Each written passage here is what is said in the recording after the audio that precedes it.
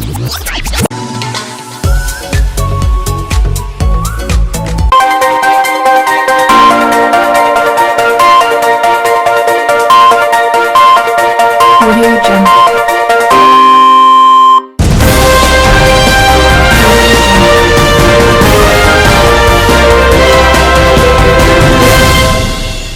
Morning viewers, this is Bukaman James Singh reporting for the Daily Daily.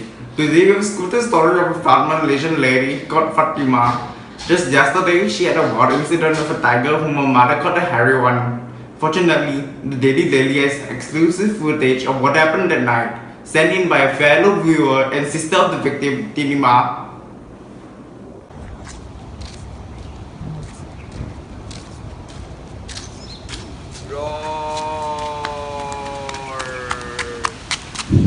As you can see, although the tiger did not harm Fatima in any way, she was too frightened and thus ran away. Let us see what happens with her.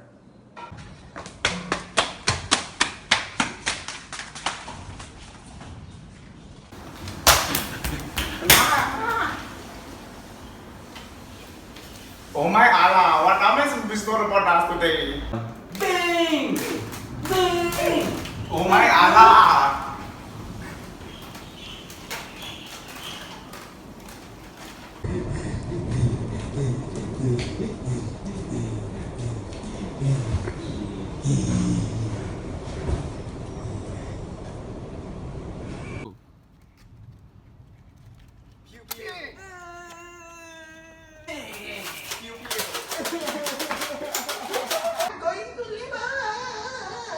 Good boy, good boy.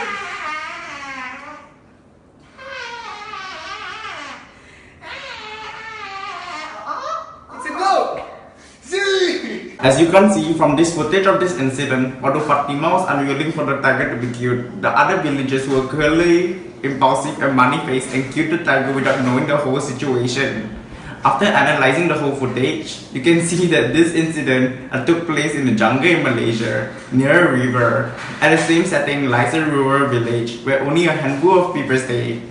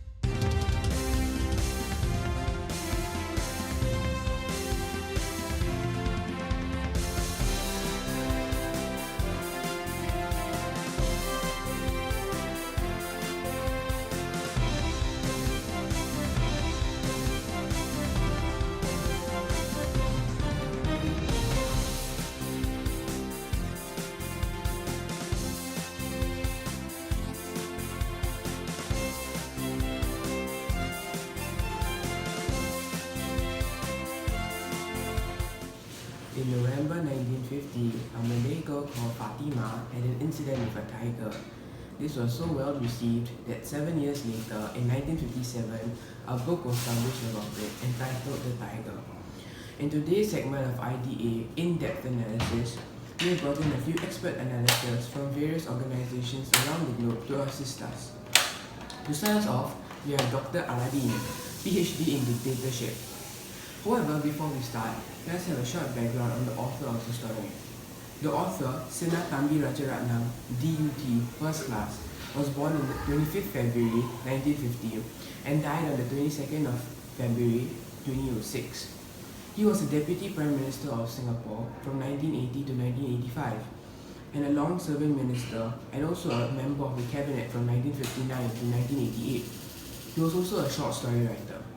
Now, let us hand over the mic over to my correspondent, Tyron Swift, who will interview the guests. Good morning, Dr. Aladdin. Hello, my name is General Admiral Hafaz Aladdin and I'm from Madrid. I spent 10 years trying to get my PhD before I failed and decided to take over dictatorship of my country. What a beast. So, Dr. Aladdin, what do you think is the genre of The Tiger? The Tiger falls into the genre of suspense, as throughout the story, there were many details that left the reader with a strong curiosity and uncertainty of how things will turn out in the end. There were plot twists, such as when it turned out the tiger was simply protecting her cubs, despite the villagers thinking she was a dangerous wild beast who would kill it if they did not kill it first. The villagers' response to the tiger was more impulsive and money-minded in comparison to Fatima's, who sympathized with the tiger and was more level-headed and contained her fear upon seeing it. On the contrary, the villagers are aggressive enough to kill the beast instead of protecting themselves against the beast, who didn't provoke them or attack them, or showed no possible threat. This led to a conflict in interest between the villagers and Fatima, making the reader even more engrossed to finding out how this tale ends, making the story fall into the genre of suspense. Very interesting indeed. How about the themes in the story? What are some of the themes evident in the story? The strongest themes in the story are the themes of maternal love, death, and also man's desire to control nature. The theme of maternal love is seen when the tiger is willing to risk her life going up against the villagers, who both outnumber her and were very well armed, to protect the lives of her cubs. Since Fatima was also pregnant when she first saw the tiger, she could probably tell that the tiger did not mean to harm anyone and was simply protecting her young, which was probably why Fatima was more sympathetic with the tiger and against the villagers' idea of killing the poor tiger. The theme of man's desire to control nature can be seen when Mahmud and the rest of the villagers are bent on killing the tiger, despite it not having ever left the forest, provoking them, attacking them, or killing them. Despite this, and the tiger never affecting their livelihoods, the villagers were extremely keen to kill it, thus showing the theme of how man desired to possess control over nature. Last but not least, we have the theme of the fear of death. Most of the story is driven by this theme of the fear of death. For example, the tiger wanting to protect the lives of her cubs, even if it meant sacrificing her own, the villagers wanting to kill the tiger, despite the tiger never hurting or provoking them, out of their fear that one day the tiger would kill them. Thank you, Dr. Aladdin. That was really an eye-opener.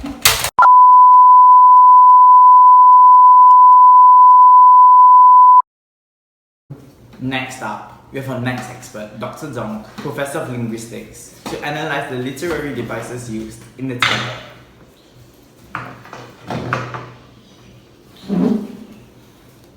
Hello friends, I'm Dr. Donk from the Abu Dhabi Federation of International English Language Experts and Literature based worldwide on Earth, otherwise known as Tafida Lebok. Thank you very much for inviting me here today to analyze this short story, The Tiger. I brought along my friend from the United Arab Emirates and good Dr. Panjabiba Haba Baba Vandam. He will help me on today's analysis. So let us begin. The Tiger is a wonderful example of literature, as it contains many forms of literary devices, all very effectively used. I will start by analysing metaphors. We will start with page 17, line 1, a sheet of burnished gold in the dying sun glow. This very clearly portrays the scene of a beautiful sunset. It is able to set a calm and relaxed mood for the reader, giving the book a very resting and relaxing sensation, which allows the author to continue building up on this atmosphere with more imagery, such as cool yellow waters of the river flow sluggishly, and let the wind whisper gently through it.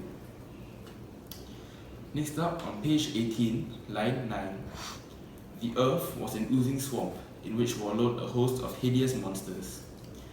This phrase is able to show themes of mystery, suspense, and fear to the reader very effectively. Page 18, line 17. The sun imparted a wicked glint to its staring yellow eyes. This expression gives the reader an image of the tiger as a menacing and terrifying predator, one to be reckoned with, which also helps to build up to the climax of the theme of impending doom and death. Next up, on page 19, line 12.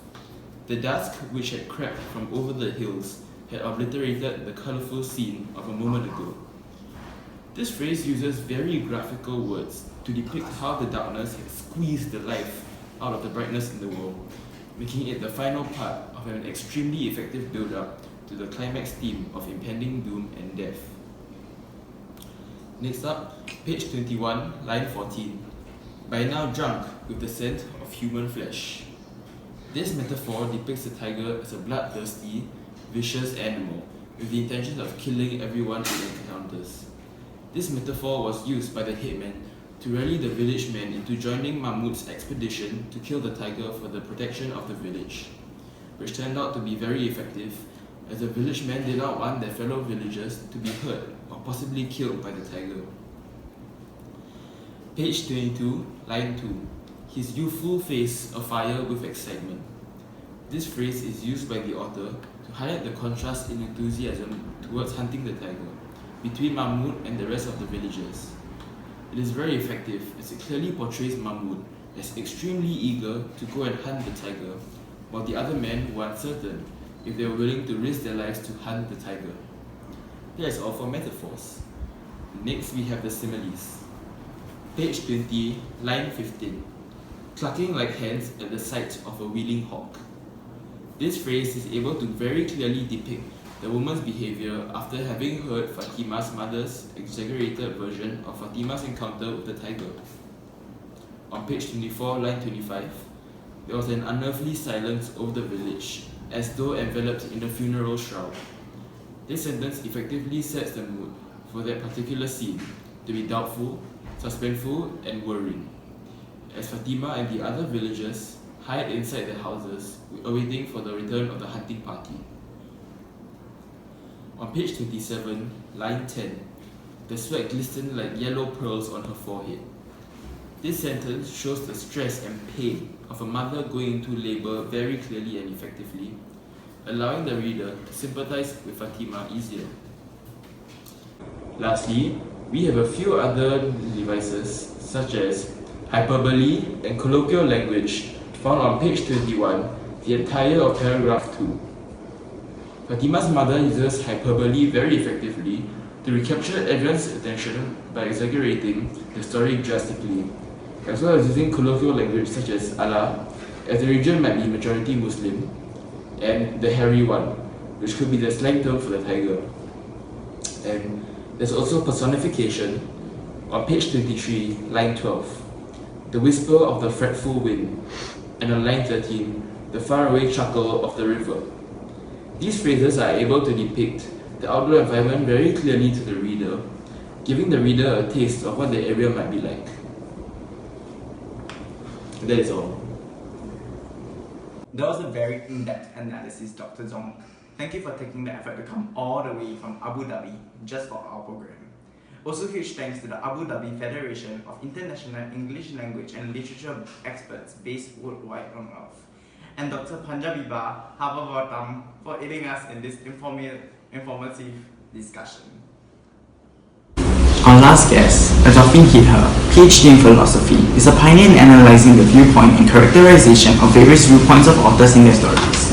He is also part of the pristine group of literature analyzers called the Nazis, which was later renamed to become the Jihad after combining with another prestigious English analyzing community called the Al-Qaeda. So Mr. Hither, what is the viewpoint of the story? Well, the tiger is a counter-stereotype. Tigers are usually thought of as a monster that finds fun in killing humans. However, it was the total opposite of the image that was painted of it.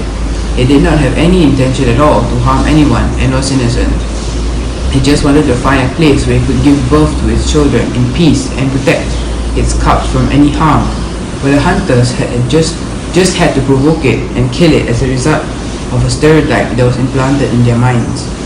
It shows that we should not categorize someone or something based on its appearance, but instead try to understand what or who they actually are. Also, the author most probably wanted to also communicate this fact. Many people judge his book by its cover. In this case, just because the tiger is always thought of as a monster, it is always dangerous, which was not the case in the story. He just wanted to educate the readers to know more about anyone before making any rash decision about them. The tiger shows two very different viewpoints, and this is a great example of how experiences can manipulate people's way of thinking and affect their minds to react differently. As Fatima had experienced a very different experience from the other villagers, she has a completely different opinion than them.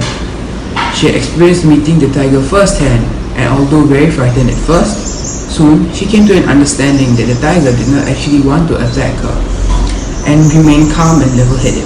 She had even formed some sort of connection with the tiger. This connection, she felt, had influenced her view and made her react more responsibly than the other villagers.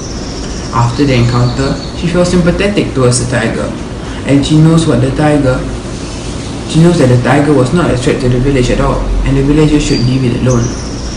On the contrary, the villagers only knew about the exaggerated version of the story that Fatima's mother had told them. As such, they reacted out of fear and were impulsive as they carried out their decisions without pausing to think and understand the situation. They grew restless to get rid of the tiger, which was a beast in their eyes, and they were afraid that it would pose a major threat to the village. This restlessness meant that they could not think rationally, and they thought that they had to get rid of the threat for the threat gets rid of them. So they reacted very violently and killed the tiger, which was actually innocent. Yes, I completely agree. How about some of the characterizations in the story? Fatima is a sensible person. Although fearful at first when meeting the tiger, she remained level-headed and cool. It allowed her to come to an understanding that the tiger was not a vicious or menacing creature, and it did not have any intention to hurt anyone. She never wanted the tiger to be killed and hoped the tiger was far out of reach for the hunters. She reacted rationally by understanding the situation and did not act rashly. She could also see that the tiger was an innocent creature despite of his stereotypical beast-like image that was painted. Fatima's mother, however, is an attention-seeking person.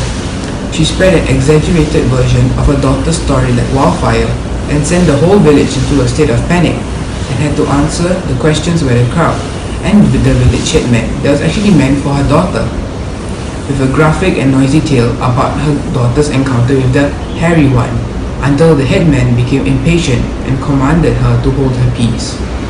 After that, she exclaimed Allah so that she could receive all the attention she actually wanted. Fatima's mother is also very judgmental. She claimed that Mahmud is a wild tiger himself, and when Fatima was trying to convince her mother that the tiger did not look like a killer, she said that Fatima was talking crazy the way her father used to when he said the wind sang songs to him and said that he could be a crazy man sometimes. She seems to have an overcritical and disapproving point of view as she compared a boy to a wild beast, in addition to remarking that her deceased husband and Fatima could be insane sometimes. Mahmud, on the other hand, is an impulsive person. Without any hesitation at all, he was certain to hunt the tiger without even rationalizing the situation. He did not even bother to think twice about what he was doing and did not try to understand the situation at all, as he was an intense passion for hunting and trying to protect the village from any threat and could not care less about anything else but hunting the tiger down. He made a reckless decision, and as a result, an innocent life was lost. Thank you. We sincerely thank all of our guests for taking the time off to come and feature in our program. That's all we have for you today. See you next time on the Daily Delhi.